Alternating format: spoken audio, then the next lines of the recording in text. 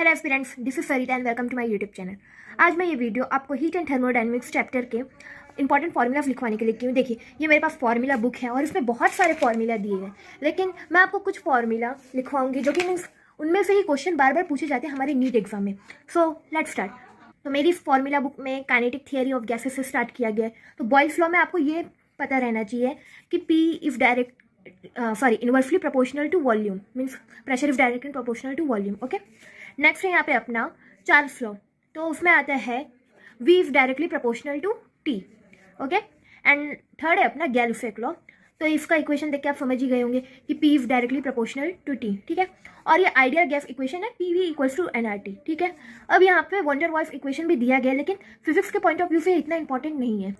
Boltzmann constant की value तो आपको मीन्स पता ही होगी कि क्या होती है, लेकिन उसका फॉर्मूला ये रहता है। ठीक है, Dalton's law of partial pressure भी आपको पता है कि P equals to P1 plus P2 plus P3, लेकिन ये हमारे फिजिक्स पॉइंट ऑफ व्यू से इतना इंपॉर्टेंट नहीं है।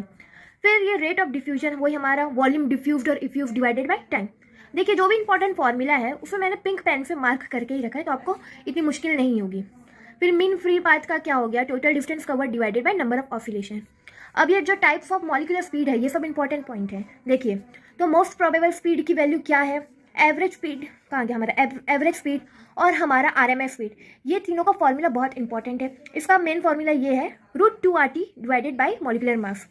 फिर हमारे एवरेज स्पीड का क्या है, √8RT divided by πm। And then हमारे RMS का क्या है, √3RT divided by m।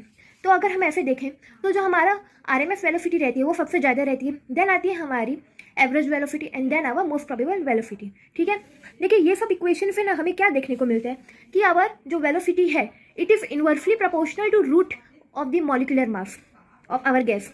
Then velocity is directly proportional to temperature, temperature का root, velocity is directly proportional to pressure का root, and it is inversely proportional to the root of the density.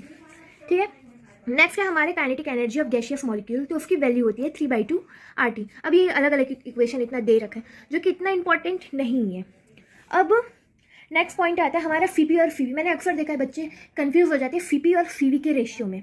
तो मैं इसको मतलब तरीका बताती हूँ कि कैसे आप ये रेशियो याद कर सकते हैं। देखिए, सबसे पहले मैं आपको n की वैल्यू बताना चाहूँगी। n का मतलब होता है डिग्री ऑफ फ्रीडम, मीन्स वो कौन सी डायरेक्शन में रोटेट कर सकते हैं। ठीक है, अब देखिए CV की वैल्यू क्या होती है, जो डिग्री ऑफ फ्रीडम है डिवाइडेड बाय 2, ये हमारी CV की वैल्यू रहती है। और CV की वैल्यू क्या रहती है, CV प्लस 1, जो कि हमारा n डिवाइडेड बाय 2 प्लस 1। तो अगर ना देखिए मोनोएटॉमिक गैस है, उसकी डिग्री ऑफ फ्रीडम 3 रहती है, तो CV के फॉर्मूला में पुट कर देंगे तो हमें मोनोएटॉमिक गैस का CV मिल जाएगा। फिर उसमें प्लस 1 हम कर देंगे तो हमें हमारे CV की भी वैल्यू मिल जाएगी फॉर मोनोएटॉमिक गैस। अब मैं हमारे डायएटॉमिक गैस की बात करूं तो उनमें डिग्री ऑफ फ्रीडम 5 रहती है, तो ऐसे इक्वेशन में आप पुट कर देंगे, आ जाएगा आंसर। और जो हमारा ट्राइएटॉमिक गैस है उसकी वैल्यू 6 होती है। अब नेक्स्ट आता है CP/CV का रेशियो, जिसको हम गामा भी बोलते हैं। और ये तो वैल्यू यहाँ पे दी हुई है, लेकिन एक ये भी रहती है 1 + 2 डिवाइडेड बाई n। ये n और कुछ नहीं, हमारा डिग्री ऑफ फ्रीडम ही है। तो ये फिर सब में वैल्यू पुट करके ये लोग ने निकाल दिया है। अब नेक्स्ट मैं इंटरनल एनर्जी की बात करूँ, ये इस बार क्वेश्चन में भी आ गया है कि n मतलब हमारा डिग्री ऑफ फ्रीडम, वो कितनी डायरेक्शन में वो जो गैस हमारी रोटेट करती है। तो ये तो आपको पता ही होगा कि मोनोएटॉमिक 3 डायरेक्शन, जो हमारा डायएटॉमिक है वो 5 डायरेक्शन, और जो हमारा ट्राइएटॉमिक है वो 6 डायरेक्शन। तो इंटरनल एनर्जी का फॉर्मूला क्या होता है, RT n/2, मतलब nRT/2 यहाँ पे, लेकिन n हमारे मोल के लिए नहीं, डिग्री ऑफ फ्रीडम के लिए। फिर देखिए यहाँ पे यही सारी वैल्यू पुट करके डायरेक्टली ये फॉर्मूला बना दिया है। इतना सारा फॉर्मूला याद करने से अच्छा बस आप एक सिंपल सा फॉर्मूला याद रखेंगे तो आपके लिए वो ज़्यादा आसान होगा। अब यहाँ पे हमारे कुछ लीनियर एक्सपांशन का फॉर्मूला है, alpha equals to ΔL divided by L0 ΔT। फिर हमारे ऐसे ही एरियल एक्सपांशन का फॉर्मूला है, एंड देन वॉल्यूम एक्सपांशन का। α/β/γ का रेशियो क्या होता है, 1:2:3। ये एक इंपॉर्टेंट टेबल है, ध्यान से देख लीजिए। इस टेबल में आपको ये पता रहना चाहिए कि ΔQ मीन्स जो हमारा हीट एनर्जी है उसकी वैल्यू कब 0 होगी, ΔU की वैल्यू कब 0 होगी, और ΔW की वैल्यू कब 0 होगी। तो अगर जब भी एडियाबैटिक प्रोसेस होगा तब हमारे ΔQ की वैल्यू 0 होगी, और इंटरनल एनर्जी कब 0 होगी, जब प्रोसेस हमारा आइसोथर्मल होगा। ठीक है, और जब भी हमारा मीन्स ΔV इक्वल्स टू 0, जो हमारा वॉल्यूम डिफरेंस हो वो 0 होगा, तब हमारा W भी 0 होगा। ठीक है, नेक्स्ट, और ये पॉइंट एडियाबैटिक प्रोसेस में आप देख लीजिए, PV to the power gamma equals to constant. यहाँ पे गामा मतलब CP/CV रेशियो। ठीक है, अब जनरली इसमें से भी क्वेश्चन आता है, तो मैंने वो एक फॉर्म में लिख के रखा है कि कैसे क्वेश्चन पूछे जाते हैं। मतलब सपोज P2 P1 की वैल्यू दे दी जाती है और V1 की वैल्यू दे दी जाती है और V2 फाइंड करने के लिए बोल दिया जाता है। तो ये एक फॉर्मूला है P2/P1 equals to V1/V2 to the power whole gamma. या तो अगर टेम्परेचर और वॉल्यूम के टर्म्स में दिया है तब हमारा ये इक्वेशन बन जाता है। अब मैं बताऊँ तो कभी कभी क्या है, कोई भी एक ऐसा मतलब क्वेश्चन पूछ लिया जाता है और ऐसा इक्वेशन दिया जाता है। यहाँ पे एक्स की वैल्यू मतलब कुछ भी वो लोग ले लेते हैं, कोई भी नंबर 1 2 3 ऐसे ले देते हैं और बोलते हैं इसकी वैल्यू कॉन्स्टेंट है। फिर आपसे पूछा जाता है तो हमारा आंसर आर के फॉर्म में लेके आइए। और मतलब ये भी नेचर ऑफ द गैस भी बताया जाता है कि डाई एटमिक है कि ट्राई एटमिक है कि मोनो एटमिक। तो उस कंडीशन में ये फॉर्मूला कैसे बन जाता है, R divided by gamma -1 minus R divided by x -1। इसका मैं आपको एक क्वेश्चन भी दिखाती हूँ। जो इक्वेशन अभी मैंने बोला वो इस क्वेश्चन पे मतलब इस क्वेश्चन में अप्लाई करेंगे तो हमारा आंसर आ जाएगा। और ये नीट 2016 में ही पूछा गया था। यहाँ पे जो भी ग्राफ आप फिर देख रहे हैं ये एक इंपॉर्टेंट ग्राफ है, ठीक है। अब नेक्स्ट आता है हमारा Carnot cycle means efficiency of engine. तो उसकी वैल्यू जनरली 1 - Q2/Q1 या फिर 1 - T2/T1। तो इसका फाइनल अगर देखेंगे तो Q1 - Q2 divided by Q1 या तो T1 - T2 divided by T1। आप बार बार इसमें इस इक्वेशन में कंफ्यूज हो जाएंगे।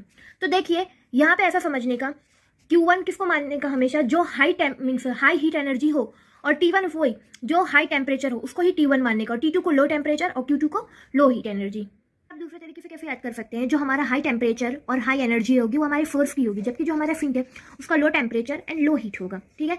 नेक्स्ट आता है हमारा कोफिशिएंट ऑफ परफॉर्मेंस। ये हमें हमारे उसमें देखने को मिलता है रेफ्रिजरेटर में। तो उसका फॉर्मूला ऐसा है कुछ। देन अब नेक्स्ट चैप्टर आता है हमारे हीट ट्रांसफर का। तो ये क्वेश्चन तो आपने बुक में देखा ही होगा। इसमें से क्या है, कभी कभी ऐसा प्रोपोर्शनलिटी का ही कुछ ऐसा क्वेश्चन पूछ लिया जाता है दैट ये जो हमारी heat energy it is directly proportional to area and inversely proportional to the thickness. तो ये सब उसकी ही कुछ इक्वेशन है, लेकिन जो ज़्यादा इंपॉर्टेंट है मैंने उसी मार्क करके रखा है।